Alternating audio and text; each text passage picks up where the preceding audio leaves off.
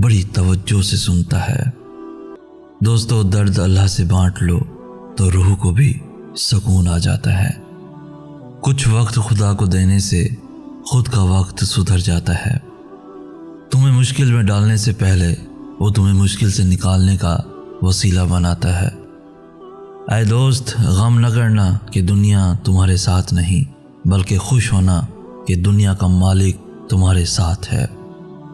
ऐ दोस्त, बस तुम्हारा मकसद ये होना चाहिए कि मुझे लोगों को नहीं, बस अल्लाह को राज़ी करना है। एक रब राज़ी रहे, दुनिया तो वैसे भी किसी की नहीं।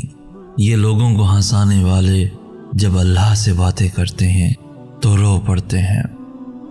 दोस्तों, जब आपके सुकून का ताल्लुक किसी शख्स से हो तो यकीन जाने फिर आप सुकून में नहीं रहते, और जब आपके सुकून का ताल्लुक अल्लाह के साथ हो तो यकीन जाने